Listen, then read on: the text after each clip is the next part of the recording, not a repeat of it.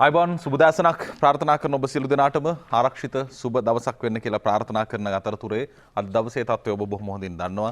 සංචලන සීමා පැනවීම සිදු කෙරුණා ඊයේ රාත්‍රියේ 11 සිට. ඒ අනුව සිටියේ යුතු ආකාරය පිළිබඳ නිර්දේශ මේ වන විට ලබා දී තිබෙනවා. ඊට අනුගතව ක්‍රියාත්මක විය යුතුයි. මේ මොහොතේ පාරට එන්නට පුළුවන් කාටද කියන දේ පිළිබඳ දැනුම් දීලා තිබෙනවා. අත්‍යවශ්‍ය සේවා සම්බන්ධ කතා කරලා තිබෙනවා. ඒ වගේම තමයි කුමන අයටද කුමන ක්ෂේත්‍රවලටද අනුමැතිය තිබෙන්නේ කියන කාරණා පිළිබඳ දැනුවත් කර තිබෙනවා. ඒ නිසා අනුගතව ක්‍රියාත්මක වෙන්න කියන දේ අපි ඔබෙන් ඉල්ලනවා. මොකද බලධාරී ආයතන පාරට බහැලා පාර ඉන්නවද නැද්ද කියන කොහොමද බලනවට වැඩිය මේක පනවලා තිබෙන්නේ කුමන පදනමකින්ද කියන දේ තීරුම් ගත යුතුයි. අද ඒ වගේම තමයි විශේෂිතම දවසක් විදිහට රාමසාන උත්සවය අද දවසේදී යෙදී තිබෙනවා. මේ නිමිති කරගනිමින් අපේ ආදරණීය වුණු සහෝදරත්වය වෙනුවෙන් මුස්ලිම් හිතවතුන් වෙනුවෙන් ඉතාමත්ම ගෞරවයෙන් යුතුව හිසුභාෂිංචන පුද කරන අතරතුර අද ලෝපුරා මුස්ලිම් ජනතාව උත්සවශ්‍රීයෙන් සමරන රීද් උල් ෆිස්තාර් උත්සවය අද රාමදාන් උත්සවය අද දවසේ යෙදී තිබෙනවා කියන ප්‍රවෘත්තිය තියෙන අතරතුරේ අපි මතක් කරගන්නට ඕනේ ඊයේ දවසේ සිදුවීම් දාමේ ඊයේත් 2000 ඉක්ම වූ ආසාදිතින් සංඛ්‍යාවක් වාර්තා වෙද්දී මේ වෙන විට සමස්ත ආසාදිතින්ගේ සංඛ්‍යාව 1,35,796ක් බවට පත්වනවා. මරණ සංඛ්‍යාව 868ක් බවට පත්වෙද්දී 1,08,802ක් මේ වන විට සුවය ලබා නික්ම ගිහින් තිබෙනවා. හැබැයි 27,000ක් රෝහල් පද්ධතිය තුල මේ වන විට සිටිනවා. ඒ කියන්නේ අපි බලාපොරොත්තු උනේ 7,000 9,000 තමයි අපේ රෝහල් පද්ධතියට දරා ගන්න පුළුවන් ප්‍රමාණයේ විදිහට. හැබැයි මේ වන විට ඉන්න ප්‍රමාණය 27,000 ඉක්මවා ගොස් තිබෙනවා. අන්තර් මධ්‍යස්ථානවල, රෝහල්වල, කොවිඩ් වාට්ටුවල, ඒ වගේම දැඩි සත්කාර ඒකකවල ප්‍රතිකාර ලබන බොහෝ පිරිසක් ඉන්නවා. ඒ වෙනුවෙන් සෞඛ්‍ය පද්ධතිය, ආරක්ෂක අංශ, රජය අති දැවැන්ත කැපකිරීමක් කරනවා. මේ සියලුම දෙනා සිහිපත් කරනු අද දවසේදී ඔබට සංචරණ සීමා පනවා ඔබ නිවෙස්වල සිටියාට අද වන විට එදා වගේම මීට අවුරුද්දකට කලින් තිබ්බ තත්ත්වය හා සමානව මීටත් වඩා වැඩියෙන් බරපතල තත්ත්වයකදී අතිශය කැපකිරීම කරන සියලු දෙනාව අපි මේ මොහොතේ සිහිපත් කරනවා. යමු අද දවසේදී පුවත්පත් වලට අද පුවත්පත් විශේෂයෙන් කියන්නට ඕනේ දේ තමයි අද පුවත්පත් නිකුත් වුණේ නැහැ. නමුත් e-papers එහෙම නැත්නම් අන්තර්ජාලයෙන් උපුටාගත් පුවත්පත් වලින් අපිට තොරතුරු හොයාගෙන යන්නට පුළුවන්කම තියෙනවා. ඒ වෙනුවෙන් අපි අවධානය යොමු කරමු. රාමලාන උත්සවයේ අද දිවයින පුවත්පතේ වාර්තාව ප්‍රථමයෙන් අප උපුටා ගන්නේ. යනුව ලෝපුරා මුස්ලිම් ජනතාව උත්සවශ්‍රීයෙන් සමරන රීද් උල් ෆිතීර් උත්සවයේ හෙවත් රාමලාන් දිනය අදට යෙදී තිබේ. පසුගිය මැයි 12 වනදා නවසඳ නිරීක්ෂණය නොවීම නිසා රාමලාන් උත්සවය අද සමරන බවට කොළඹ මුස්ලිම් මහා පල්ලිය පෙරේදා නිවේදනය කළා. අප්‍රේල් 14 වනදායින් ආරම්භ කළ රාමලාන් උපවාසය පුරා මාසයක් පැවැත්වුණා කියන ප්‍රවෘත්තිය වාර්තා කරද්දී අපේ රටේ රාජ්‍ය නායකයා මේ හා සම්බන්ධයෙන් අද දවසේදී රාමසාන් පණිවිඩ නිකුත් කිරීම සිදු කර තිබෙනවා. ඒ අනුව ගෝඨාභය රාජපක්ෂ ජනාධිපතිතුමන්ගේ ප්‍රකාශයටයි අප අවධානය යොමු කරන්නේ. මුස්ලිම් ජනතාවගේ යහපත් පැතුම් ඉටු වේවා. මුස්ලිම් ජනතාව යහපත් සිතුම් පැතුම් ඉටු වේවා යයි රාමසාන් දිනු පණිවිඩයක් නිකුත් කරමින් ජනාධිපති ගෝඨාභය රාජපක්ෂ මහතා කියා සිටි. එම පණිවිඩයේ සඳහන් කාරණාවලට අවධානය යොමු කරමු. රාමසාන් උපවාස සමය අවසන් කර මේ උත්සවයට ශ්‍රී ලාංකීය මුස්ලිම් ජනතාව පත්වන්නේ ඔවුන්ගේ සිතුම් පැතුම් අල්ලා දෙවියන් පිළිගනිත්වා යන ප්‍රාර්ථනය ඇතිවයි. එකී යහපත් සියලු ප්‍රාර්ථනා ඉටු වේවායි මෙම මංගල්‍ය වෙනුවෙන් සුබ පැතුම් පතමින් ජනාධිපතිතුමන් පළ කර තිබෙනවා. උස් පහත් ભેදයකින් තොරව සියල්ලෝම එක්ව රාමසාන් සමය ගතකොට සමෘද්ධිමත් ජීවිතයක් අල්ලා දෙවියන්ගේ ආශිර්වාදය ලබා ගැනීම ආගමික චරිතයක වුවද ඒ සමාජීය අර්ථයද අගනය. රාමසාන් සමය පවිත්‍ර ජීවිතසේම අන් දමනයේ හුරු වීමට ඇති වටින අවස්ථාවක් ලෙස ඉස්ලාම් භක්තිකයෝ සලකති කියන පණිවිඩය නිකුත් කරද්දී අග්‍රාමාත්‍ය මහින්ද රාජපක්ෂ මහතාගේ පණිවිඩයටත් අප අවධානය යොමු කරනවා. රාමසාන් ආගමික සාරධර්ම අන් සැමගේ යහපතට යොදවන්න. රාමසාන් උපවාස කාලයේදී සෞඛ්‍ය පිළිවෙත් අනුව නැමදුම් සඳහා පල්ලිවලට විශාල පිරිසක් වශයෙන් රැස් නොවීමට වග බලා ගනිමින් නිවෙස්වල සිට ආගමික චාරිත්‍ර ඉටු කිරීමට වග බලාගත් සියලුම ඉස්ලාම් බැතිමතුන්ට ප්‍රණාමය පුද කරන බව අගමැති මහින්ද රාජපක්ෂ මහතාගේ රාමසාන් උත්සවය වෙනුවෙන් පණිවිඩයක් නිකුත් කරමින් ප්‍රකාශ කරනවා. මේ අමතරව විපක්ෂ නායක සජිත් ප්‍රේමදාස මහතාගේ සුබ පැතුම් පණිවිඩයත් අද දවසේදී වාර්තා කර තිබෙනවා.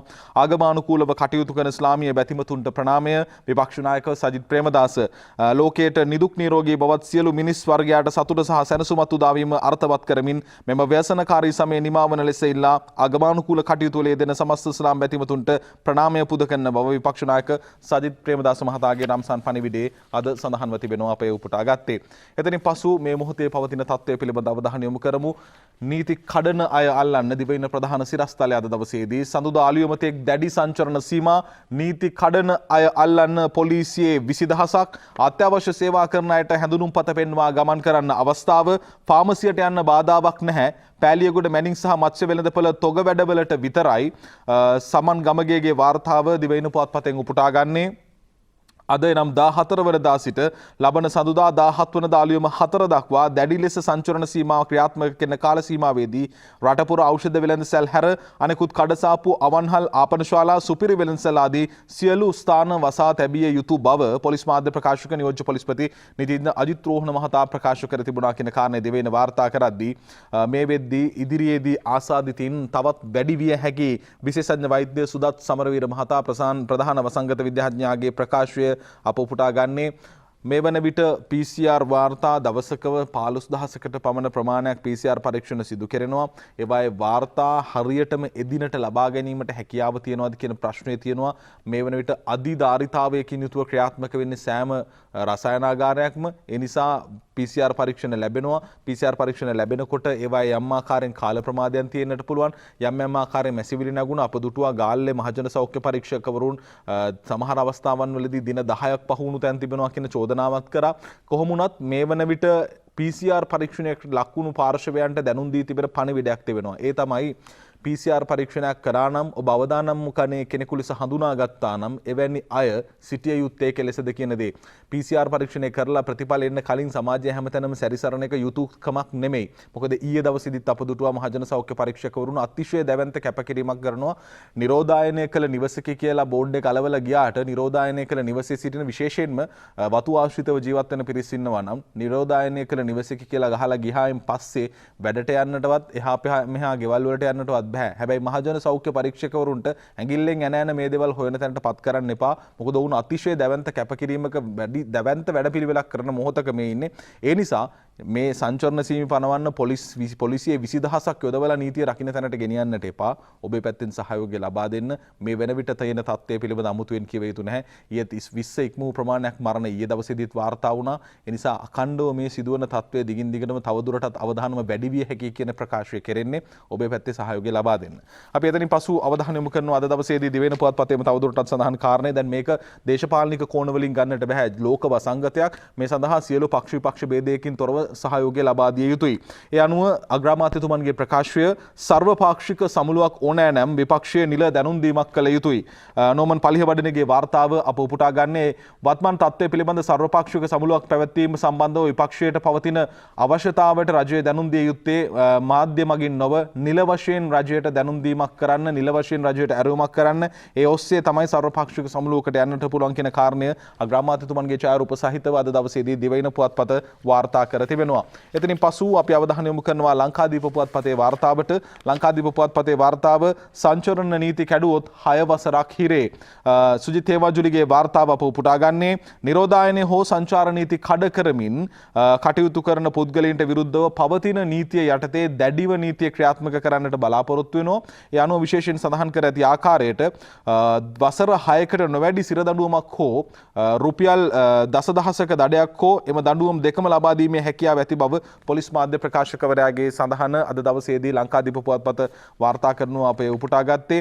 ඒත් එක්කම මේ වෙද්දී යුද හමුදාපතිතුමන්ගේ ප්‍රකාශයටත් අපි අවධානය යොමු කරනවා. එන්නත්කරණය පිළිබඳ පුළුල් කතිකාවක් පවතිනවා. ඇස්ට්‍රාසෙනෙකා එන්නත ලබාගත් පළමු මාත්‍රාව ලබාගත් ලක්ෂ 9ක් පමණ හිටියා. ඒ ලක්ෂ 9න් දෙවන මාත්‍රාව ලබා ගැනීම සම්බන්ධ කතිකාවක් ආවා. සෞඛ්‍ය අංශ අත්‍යවශ්‍ය සේවකීන් මේ සියලු දිනාටම ඉතිරිව තිබුණු ලක්ෂ 3ක එන්නත් දැන් ලබා දෙමින් පවතිනවා. ඉතිරි ලක්ෂ 6කට ආසන්න ප්‍රමාණය, ලක්ෂ 5කට ආසන්න ප්‍රමාණයට දෙවන මාත්‍රාව ගෙන්වා ගැනීම සම්බන්ධ කතිකාවක් පවතිනවා. ඒ අතරතුරේ ස්පුට්නික් 5 එන්නත, රුසියානු නිෂ්පාදන එන්නත, ඒ වගේම සයිනෝෆාර්ම් එන්නත, චීනීය නිෂ්පාදිත එන්නත මේ වන විට රට තුල එන්නත් කරන ක්‍රියාවලිය දියත් කරනවා. බස්නාහිර පළාත තුර එන්නත් කරන ක්‍රියාවලිය අඛණ්ඩව ඒ ආකාරයෙන්ම දියත් වෙනවා කියන කාරණේ පිළිබඳ ඊයේ දවසේදී හමුදාපතිතුමන්ගේ ප්‍රකාශයේ සඳහන්ව තිබුණා. ඒ නිසා සැකයක් ඇති කරගන්නට එපා. එන්නත වෙලාවට දෙනවා යුද හමුදාපතිතුමන්ගේ ප්‍රකාශය අද දවසේදී ලංකාදීප පුවත්පතෙන් අප උපුටා ගන්නේ සුජිත් හේවාජුලිගේ වාර්තාව. එන්නත නොලැබේවියයි කිසිවෙකු බිය නොවිය යුතුය. ඒ අනුව එන්නත ලබා දීම සඳහා අවශ්‍ය සියලුම කටයුතු නිසි වේලාවට ලබා දීමට සිදු කෙරෙමින් පවතින බව ජාතික ක්‍රියාන්විත මධ්‍යස්ථාන COVID-19 පාලන ජාතික ක්‍රියාන්විත මධ්‍යස්ථානයේ ප්‍රධාන යුද හමුදාපති ශවේන්ද්‍ර සිල්වා මහතාගේ ප්‍රකාශය අද දවසේදී ලංකාදීප පුවත්පතෙන් අප උපුටා ගන්නේ සැකයක් ඇති කරගන්නට එපා එන්නත වෙලාවට ලබා දෙනවා. අපි දැක්කා එන්නත් ලබා ගැනීමේ තැන්වල යම් ආකාරයේ ගැටලුකාරී තත්ත්වයන් ඇති වෙලා තිබෙනවා. සමහර වෙලාවට පෝලිම් පනිනවා වෙන්න පුළුවන්. සමහර වෙලාවට අදාළ නැති පාර්ශව ඇවිල්ලා එන්නත්කරණය කරගන්නවා පුළුවන්. මේ සම්බන්ධ ජනතා විරෝධයන් එල්ල වෙනවා වෙන්න පුළුවන්. ඉතින් එන්නත් කරන ක්‍රියාවලියේදී යම් ආකාරයේ අඩුපාඩු පිළිබඳ විවිධ තැන්වලදී කතා බහට ලක් වුණා. ඉතින් මේ දේවල් ප්‍රායෝගිකව ඇතිවන දේවල් සහ මේවා සමතයකට පත් කර ගනිමින් සුදුසුට සුදුසු වෙලාවට එන්නත ලබා දෙනු ඇතැයි අප විශ්වාස කරනවා. අද ලංකාදීප පුවත්පතේ වාර්තාව අප ඒ උපුටා ගත්තේ. ඒත් එක්කම තවදුරටත් අද දවසේදී සඳහන් කර තිබෙන කාරණාවලට අපි අවධානය යොමු කරමු. ඉදිරියේදී කොරෝනා සම්බන්ධයෙන් තවදුරටත් වාර්තා කරනවා. ඒ වගේම විශේෂයෙන් සෞඛ්‍ය සේවා අධ්‍යක්ෂ ජනරාල්වරයා පැහැදිලිවම කියලා තියෙනවා තවදුරටත් මේක වර්ධනය වෙන්නට පුළුවන්. මේ පවතින තත්ත්වය තවදුරටත් ඉදිරියේදී වර්ධනය වෙන්න පුළුවන්. ජූනි මාසයේ මුල වෙන විට ලංකාවේ ආසාදිතව විශාල සංඛ්‍යාවක් වැඩි වෙන්නට පුළුවන් කියන අවධානම මේ වෙද්දී ජාත්‍යන්තර උපකල්පන සිදු කරනු ලබන එමත් නැතිනම් අනාවැකි පළ කරන ජාත්‍යන්තර ආයතන විසින් අනුමාන කර තිබෙනවා කියන ප්‍රවෘත්තිය වාර්තා කරනවා. කතා කරමින් හිටිය වසංගත තත්ත්වය පිළිබඳ අද දවසේදී පුවත්පත්වල වාර්තා කර තිබෙන කරුණු පිළිබඳ ඉන්දියාව සම්බන්ධයෙන් තවදුරටත් පවතින්නේ ඛේදවාචකයක්. ලක්ෂ 3ක් වූ ආසාදිතින් දෛනිකව වාර්තා වෙනවා දැන් සති දෙකකට ආසන්න කාලයක් තිස්සේ. ඒ වගේම තමයි මේ වන විට ආසාදිතින් අතර කළුදිරීර රෝගය නමින් තවත් රෝගයක් පැතිර යාමේ අවධානමක් මේ වෙද්දී මතුවලා තිබෙනවා. ඊයේ ඉන්දියා මාධ්‍ය වාර්තා කළා. මේ නිසා පෙනීම නැතිවන තරමට අවධානමක් ඇති වෙනවා කියන කාරණේ වාර්තා වෙලා තිබෙනවා. ඔක්සිජන් ලබාගත්තු යම් ආකාරයෙන් රෝගීන් මේ වෙද්දී අසාධ්‍ය තත්ත්වයේ සිටින සමහරු සුව වෙලා සිටින අය මේ අයට මේ කළුදිරීර රෝගය කියන දේ වැළඳී ඇති බවට තොරතුරු වාර්තා වෙනවා. ඇතැමුන්ට ඒ හරහා යම් සංකූලතා ඇති කිරීම සිදු කරනවා. විශේෂයෙන්ම ඇස්වල පෙනීම නැති කිරීම දක්වා මේ බරපතල විය හැකි බවට ඉන්දියා මාධ්‍ය ඊයේ දවසේදී ජාත්‍යන්තරය තුල වාර්තා කර තිබුණා. කොහොම වුණත් ඉන්දියාවට මේ තත්ත්වය ඇතිබුණේ ඇයි? මීට පෙරම ඉන්දියා අග්‍රාමාත්‍ය නරේන්ද්‍ර මෝදි මහතා කොරෝනා අවසන් කළ බව නිවේදනය වුණා. ඒ වගේම ඉන්දියාව තුළ බොහොම දැවැන්ත ඔහු සම්බන්ධ ප්‍රතිරූපයක් ගොඩනැගුණා. කෙසේ වෙතත් අවසානයේදී යලිත් වතාවක් මේ වසංගතය පැතිරීමේ හා සම්බන්ධනොත් ඔහුට ඇඟිල්ල දිගු වෙනවා. මේ දේශපාලන රැලි නිසා පැවති මහමැතිවරණය තුලදී දේශපාලන රැලි අනාරක්ෂිත ආකාරයෙන් පැවැත්වුවා කියන චෝදනාවත් එක්ක තමයි මේ වෙද්දී ඉන්දියාව තුළ කොරෝනා වසංගතය යලි පැතිරෙන්නට හේතු වුණේ කියන දේ පුළුල්ල කතා කරනවා. ඒ වගේම කුම්භ මේලා වැනි තැන් කෝටියකට ආසන්න ජනතාවක් ඒකරාශීව ආගමික වතාවත් වල නියරුණා කිසිදු ආකාරයක සෞඛ්‍ය ආරක්ෂිත ක්‍රමවේද වලින් තොරව. අද දවසේදී වාර්තා කරනවා ලෝක සෞඛ්‍ය සංවිධානය ඉන්දියාවට මේ තත්ත්වය ඇතිවුණේ ඇයි කියන දේ පිළිබඳ පැහැදිලි කිරීමක් කරනවා. ඉන්දියාවේ කොරෝනා නැග්ගේ සෞඛ්‍ය නීති නොතකා ඡන්ද පැවැත්වීම නිසායි. ලෝක සෞඛ්‍ය සංවිධානයේ ප්‍රකාශය විශේෂයෙන් ඔවුන් කාරණා තුනක් පිළිබඳ අවධානය යොමු කරනවා. ඒ තමයි මේ වන විට මැතිවරණ රැලි පැවැත්වීම, ඒ වගේම තමයි ක්‍රිකට් තරඟ සහ අනෙකුත් උත්සව පැවැත්වීම සහ මීළඟට ආගමික උත්සවවලට විවෘත කිරීම කියන කාරණා තුන පදනම්ම තමයි මේ ආකාරයෙන් ඉන්දියාවේ වසංගතය පැතිරීමේ අවධානම මතුවලා තිබෙන්නේ. කොහොම වුණත් ලෝකය ගත්තාම එන්නත්කරණය බොහොම ශීඝ්‍රයෙන් සිදු කරන රාජ්‍යයන් අතර ඉන්දියාවත් තියෙන ප්‍රධාන රටක්. හැබැයි බිලියන 1.4ක ජනගහනයකට එන්නත්කරණය කිරීමේ ප්‍රශ්නයක් තියෙනවා. මොකද මේ වෙද්දී ඔවුන්ගේ සීරම් ආයතනයේ එන්නත් නිෂ්පාදනය AstraZeneca එන්නත නිෂ්පාදනය නැවැත්තිලා තියෙනවා. ඒත් වගේම එන්නත් ඔවුන්ගේ රට අභ්‍යන්තර එන්නත් කරන ක්‍රියාවලියත් යම් ආකාරයෙන් අඩපණ වෙනවා මේ එන්නත් සපයා ගැනීමට නොහැකි වීම නිසා. කොහොම ඛේදවාචකයක් ඉන්දියාවේ තිබෙන්නේ. ඊයේ ඔබ දකින්නට ඇති රෝහලක රෝගීන් 15 දෙනෙකු මිය ගියා ඔක්සිජන් ඌනතාවය නිසා. මේක වීඩියෝ කරලා සමාජ මාධ්‍යයට නිකුත් කරලා තිබුණා. ඒ ජනතාව විඳින පීඩාව කොයිතරම්ද කියලා. ඒ රෝගීන් මිය යන ඔක්සිජන් ඌනතාවය නිසා. මේ සියලු දේ ලෝකේ හොඳ පාඩම් බවට පත් වෙනවා සෑම රාජ්‍යයකටම මේ පවතින තත්ත්වයක් එක්ක කොයිතරම් අර්බුදය තීව්‍ර විය හැකිද කියන කාරණේත. ඒත් එක්කම අපි එතනින් පසු අවධානය යොමු කරන අද දවසේදී ලංකාදීප පුවත්පතේම වාර්තාවට ඒ තමයි මේ වෙද්දී සංචරණ සීමා පනවලා දින 3ක කාලයක් ගෙවිය යුතු නිසා බඩු ගන්න මහ පිරිසක් කියලා ඡායාරූප සහිතව අද දවසේදී ලංකාදීප පුවත්පතේ වාර්තාව උපුටා ගන්නවා. දින 3ක කාලයකට දිවෙන පුරා සංචරණ සීමා පැනවීමත් සමග ඊයේ රාත්‍රියේ 11 සිට සිදු කෙරුණා. ඒ නිසා බොහෝ පිරිසක් වෙළඳසැල්වලට ගොස් භාණ්ඩ මිලදී ගැනීමේ ක්‍රියාවලියේ නිරත වෙලා තිබුණා. බඩු ගන්න මහ පිරිසක් කියන උද්ෘතය යටතේ අද ලංකාදීප පුවත්පත ඡායාරූප සහිත වාර්තාව පුවත්පතෙන් අප උපුටා ගන්නවා. ඒත් එක්කම මව්බිම් පුවත්පතටත් අපි අවධානය යොමු කරනවා. දැඩි සංචරණ සීමා පරීක්ෂාවට පොලිසිය 20000ක් යනුවෙන් තමයි වාර්තා කරන්නේ. ෆාමසි විතරක් ඇරලා ඇනුම් කර ආහාර පාන ගෙන්වා ගත හැකි. පොලිසිය අනුමැතිය මත චූන් පාන් සහ අත්‍යවශ්‍ය ආහාර රථවලටත් අවසර ලබා දීලා තිබෙනවා කියන ප්‍රවෘත්තිය වාර්තා කරද්දී කොරෝනා ව්‍යාප්තිය මැද ආපදාවට මුහුණ දීමට සූදානම් මේවා තමයි ප්‍රශ්න කියන්නේ. තවදුරටත් දැන් මෙන්න ඊයේ දවසේදී තාමත් තද සුළඟක් තිබුණා. ඒ වගේ මිලිමීටර් 200ක් වූ වර්ෂාපතනයක් පිළිබඳ කතිකාවක් තිබුණා. කාලගුණයේ අම්මාකාරයෙන් අවදානමක් පිළිබඳ අනාවැකි පළ කරා. කොරෝනා ව්‍යාප්තිය මැද ගංවතුර ආපදාවලට මුහුණ දීමට ත්‍රිවිධ හමුදාව සූදානම්. හමුදාපතිතුමන්ගේ ප්‍රකාශය අද දවසේදී මව්බිම් පුවත්පත වාර්තා කර තිබෙනවා ප්‍රධාන සිරස්තලයක් ලෙසට. මොකද මේ ප්‍රශ්නෙත් ආවොත් දැන් මේකටත් මුහුණ දෙන්නට ඕනේ. ඒ නිසා මේ සඳහාත් දැන් මේ වෙද්දි සියල්ල සූදානම් කියන කාරණය වාර්තා වෙලා තියෙනවා. මෙහෙම ප්‍රශ්නයක් ආවොත් කියන පදනම උඩ. ඒත් එක්කම අද දවසේ තවදුරටත් වාර්තා කර තිබෙනවා මව්බිම් පුවත්පතේ වාර්තාව. ඒ තමයි විශේෂඥ වෛද්‍යවරුන්ගේ ඇතුළත් විශේෂඥයින් ඇතුළත් කොවිඩ් මර්ධන ඒකකයක් වහාම පිහිටුවන්න කියලා රජයේ වෛද්‍ය නිලධාරීන්ගේ සංගමය රජයට දැනුම් දීමක් කරනවා.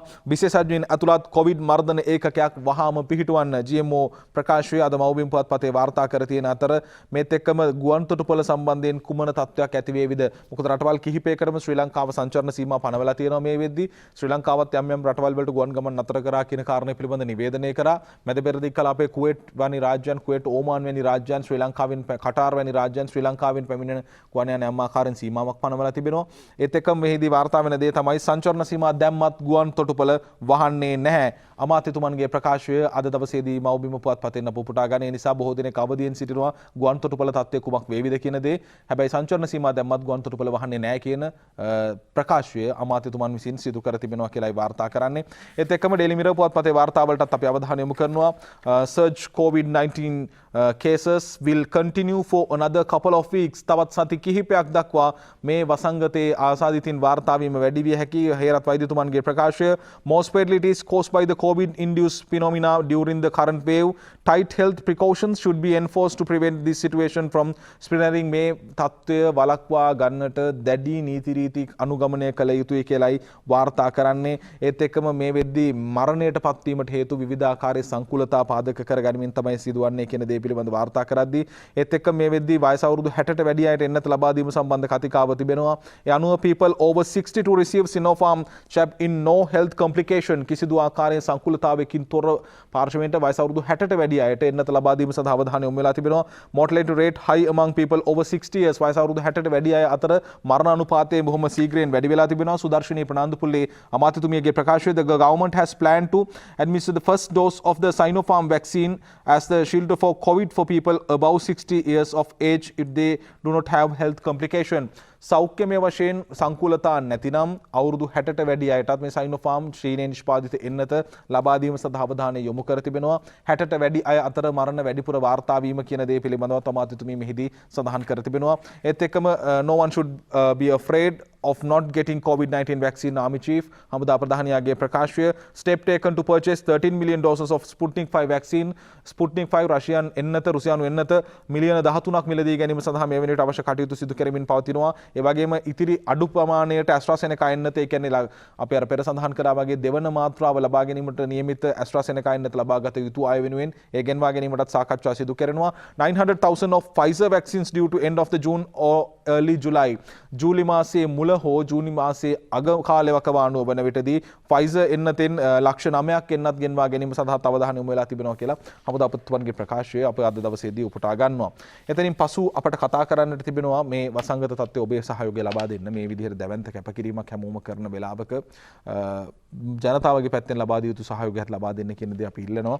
එතනින් පස්සේ අපි යමු ලංකාදීප පුවත්පතේ ප්‍රධාන සිරස්තලය ඒ තමයි කොස්ගොඩ තාරක පොලිසිය වෙදිකා මරුට මීරිගම සංගවා තිබූ අවියක් සොයද්දී පොරබැඳීමක් ගිනි අවි 4ක් මැගසින් 4ක් උණ්ඩ 58ක් සොයාගනී කියලාත් වාර්තා කරනවා. පොලිස් පරීක්ෂකවරයෙකුටත් තුවාල වෙලා තියෙනවා. ඔහු අතුපිරිවෙල රෝහලට ඇතුළත් කර තිබෙනවා. පොලිසිය සිද්ධිය විස්තර කර තිබෙනවා. කොස්ගොඩ තාරක නමත්තා මීරිගම රේන්දපොළ ප්‍රදේශයේදී ඊයේ අලුයම පොලිස් වෙඩිපහරින් මරණයට පත් වෙලා තියෙනවා කියලා පොලිස් මාධ්‍ය ප්‍රකාශකතුමන් සඳහන් කර තිබුණේ. ඒ වගේම ඌරුජුවා සහ කොස්ගොඩ තාරක කියන දෙදෙනාම ඝාතනය කිරීම සිදු කෙරුණා. ඒ තමයි මේ ඇති වුණා වූ යම් තත්ත්වයක් මත පදනම්ව. හැබැයි මේ සම්බන්ධයෙන් දැන් වාර්තාව තවත් කතාවක් එනවා. මොකද අපිට මතකයි කඳුරේ මදුෂ් කියන්නේත් මේ ආකාරයෙන්ම යම් සිදුවීමක් මත ඝාතනයට පත් වුණා. මේ වෙද්දී වාර්තාව කරන ආකාරයට කොස්ගොඩ තාරක killed in police shooting. 4 T56 assault rifles, 4 magazines and 58 bullets were found hidden in a cemetery in the Koskoda by the Paliagoda Crime Division. Paliagoda අපරාධ කොට්ටාශය විසින් අත්අඩංගුවට ගැනීමක් සිදු කරා. මේ සොහොනක සංගවා තිබුණු අවි ආයුධ මේ පෙන්වන්නේ ඇති තමයි තත්ත්වය ඇති උනේ. හැබැයි සිරකරුවෙකු හෝ වේවා සැකකරුවෙකු හෝ වේවා අපරාධකරුවෙකු හෝ වේවා රඳවා තබා ගන්නවා නම් සිරගෙහි අත්අඩංගුවේ පොලිසියට සහ රජයට ඔවුන්ගේ ජීවිත ආරක්ෂා කිරීමේ වගකීම පැවරෙනවා. මේ සම්බන්ධයෙන් නීතිඥවරුන්ගේ සංගමය ලිපියක් යොමු කර තිබෙනවා. Basel condemns killing of 2 suspects in custody. The state and the police have a duty to ensure the safety of persons in their custody. තමන්ගේ බහරේ සිටින විටදී පොලිසියට සහ රජයට වගකීමක් පැවරෙනවා ඒ අයගේ ජීවිත ආරක්ෂාව තහවුරු කරන්නට කියන කාරණය නීතිඥවරුන්ගේ සංගමයේ සාලිය පිරිස් මහතාගේ අත්සනින් යුතුව නිකුත් කළ නිවේදනයේ ඊයේ දවසේ සඳහන්ව තිබෙනවා කියන ප්‍රවෘත්තිය අප උපුටා ගන්නවා. ඒත් එක්කම විශේෂයෙන්ම දැන් අපිට කතා කරන්නට තිබෙනවා මෙතනින් පසු විශේෂයෙන්ම වරාය නගරය ශ්‍රී ලංකාවේ ආර්ථිකයේ හැරවුම් ලක්ෂයක් බවට පත් වේවි කියන කාරණය නිරන්තරයෙන් කතා බහට ලක් වෙන තැන මේ සම්බන්ධයෙන් අධිකරණ වාර්තාව මේ වෙද්දී අධිකරණ නියෝගය පාර්ලිමේන්තුවට දැනුම් දී තිබෙනවා කතානායකට දැනුම් දීලා තිබෙනවා. ඒත් එක්ක මීට අදාළ විවාදයේ පිළිබඳ කතිකාව තිබෙන්නේ debate on port city economic commission bill on May 19th and 20th යනුවෙන් වාර්තා කරනවා. මේ 19 සහ 20 port city ආර්ථික කොමිසමට අදාළ වුණු විවාදයේ පැවැත්වීමට නියමිතයි. Parliament will meet for only 3 days next week. එළඹෙන සතියේ දින 3කට පමණක් පාර්ලිමේන්තුව හමු වීමට නියමිතයි කියලා අද දවසේදී Daily Mirror පුවත්පතේ වාර්තාව අප උපුටා ගන්නවා. ඒත් එක්කම දැන් මේ වෙද්දී අපි විශේෂයෙන් මේ සම්බන්ධ වැඩසටහනකුත් කරනවා ජාතික රූපවාහිනිය ශන්දායබෝන් හරහත් කතා කරන්නට නියමිතයි. ඇඳන් දසදහසක් බිහි කිරීමේ ක්‍රියාවලියක් මේ වන විට සිදු කෙරෙමින් පවතින හැමෝගෙම සහයෝගය සහිතව. මොකද රෝහල් පද්ධතිය ප්‍රමාණවත් තරම් ඇඳන් නැහැ. මේ නිසා අන්තර් මධ්‍යස්ථානවල හෝ රෝගීන් රඳවා තබා ගැනීමක් අවශ්‍යයි.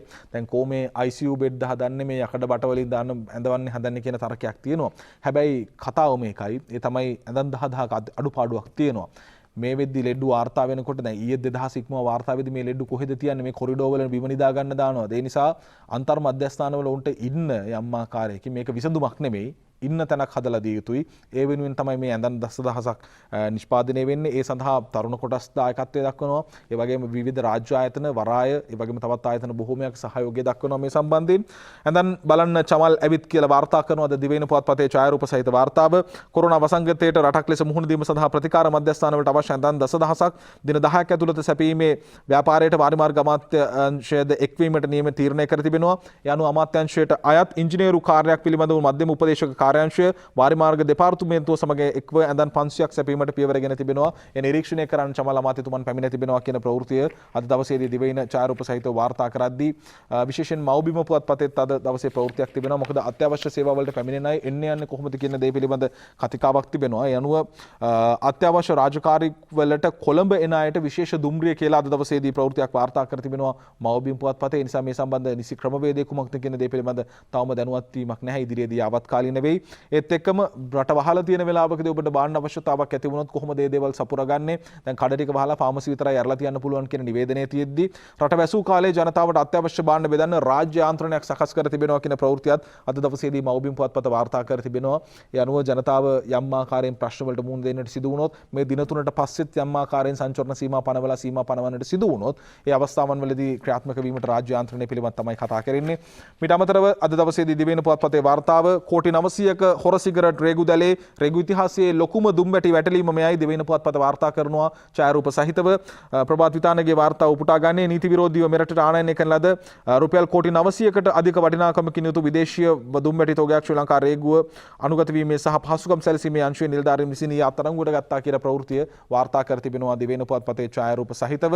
ඒත් එක්කම Daily Mirror පුවත්පතේ වාර්තාවකට අපි අවධානය යොමු කරනවා. ඔබට මතකයි එතුමන්ව former additional AG ලලිත් තමන්වල පාසුසවේ ඔබට මතකයි ඔහු අධ්‍යාපන අමාත්‍යාංශයේ සේවයක නියුක්ත වෙන කාලේ මධ්‍යම පළාතේ ඔහු ඇසිඩ් ප්‍රහාරයකට ලක් වෙනවා තමන්ගේ රාජකාරිය හරිහැටි ශිෂ්ට කිරීමට යාම නිසා.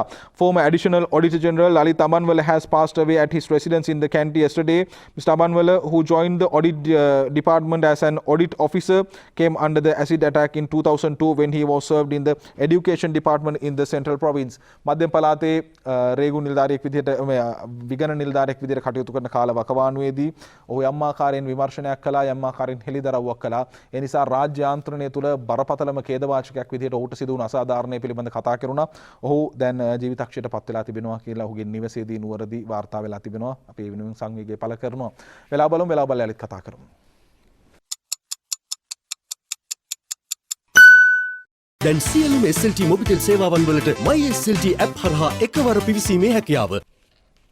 මේ වෙද්දී අපි අවධානය යොමු කරනවා ජාත්‍යන්තර ප්‍රවෘත්තියකට සහ මේ වෙද්දී කතුවැකිය කිහිපයකට වාර්තා වන ආකාරයට බොහොම ලොකු ඛේදවාචකයක් දියත් වෙමින් පවතිනවා ගාසා තීරය ආශ්‍රිතව ඊශ්‍රායල් පලස්තීන මේ ප්‍රශ්නය ඉතාමත්ම ඛේදනීය තැනකට ගමන් කර තිබෙනවා. ඊශ්‍රායලය හමාස් නායකින් 11ක් මරා දමයි රොකට් එකකේ ප්‍රධානියත් ගුවන් ප්‍රහාර වලින් මරුට කියලා අද දවසේදී දිවෙන පුවත්පතේ වාර්තා කර තිබෙනවා. ඊශ්‍රායලය විසින් ගාසා තීරය වෙත එල්ල කර දැවැන්ත ගුවන් ප්‍රහාර නිසා හමාස් සංවිධානයේ ඉහළ පෙළේ නායකින් 6 දෙනෙකු සහ බුද්ධ්‍යංශයේ ප්‍රධානීන් 3 දෙනෙකු ආයුධ නිෂ්පාදකයින් 2 දෙනෙකුද මරුමුවට පත්ව තිබේ කියලා වාර්තා කරනවා. මෙලෙස මියගිය හමාස් ප්‍රධානීන් අතර ජෙනරාල් වයිඩ් නම් වුණු රොකට් ඒකකයේ ප්‍රධානීද මෙහිදී සිටිනවා කියලායි වාර්තා කරන්නේ. කොහොම වුණත් තාමත්ම ඛේදනීය තත්ත්වයක් අප දකිනවා. කුඩා දරුවන් ඊයේ වෙද්දී 87 දෙනෙක් මරණයට පත් වෙලා තිබුණා දෙපාර්ශ්වයේම මේ ප්‍රහාර නිසා. එයින් 18 දෙනෙකු දරුවන් කියන දේ තමයි වාර්තා වෙලා තිබුණේ. ඉතින් ඉලක්කගත නොමැතිව නගරවලට එල්ල කරන මේ ප්‍රහාරات එක්ක ඒ වගේම ප්‍රහාරක ගුවන් යානා භාවිත කරමින් කරන කාරණා පිළිබඳ ඉතාමත්ම සංවේදී තැනක සිටින්නේ. ඒත් එක්ක මේ වෙද්දී ලෝක බලවතුන් මේ සම්බන්ධයෙන් විශේෂයෙන්ම රුසියාව ඉල්ලීමක් කර තිබුණා මේ සම්බන්ධයෙන් මේ ක්‍රියාවලිය නතර කරන්න කියන දේ පිළිබඳ.